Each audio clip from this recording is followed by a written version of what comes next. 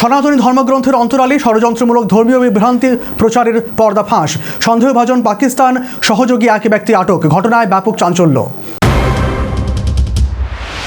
গোটা দেশের পাশাপাশি রাজ্যেও একটা কূটচক্র ধর্মীয় বিভ্রান্তি ছড়ানোর চেষ্টায় মত্ত বলে অভিযোগ উঠেছে।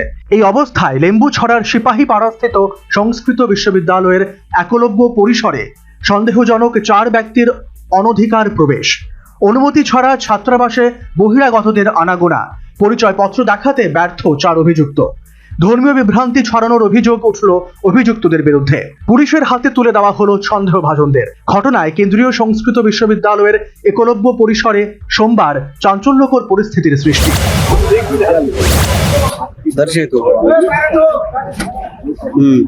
দেখুন, এরা এইভাবে সনাতন ধর্মের ব্যাগ ভর্তি বই নিয়ে এসে সনাতন ধর্মের অপপ্রচার করছে।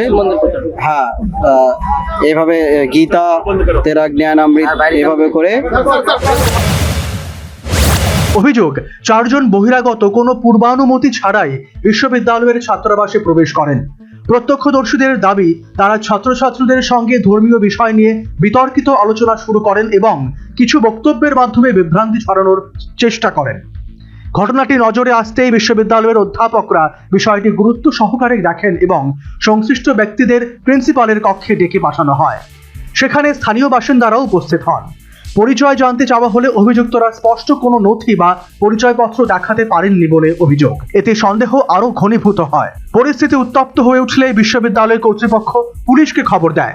পরে 4 জনকেই পুলিশের হাতে তুলে দেওয়া হয়। এদিকে বিশ্বস্ত সূত্রে জানা গেছে, ঘটনার পুলিশ 1 জনকে আটক করেছে।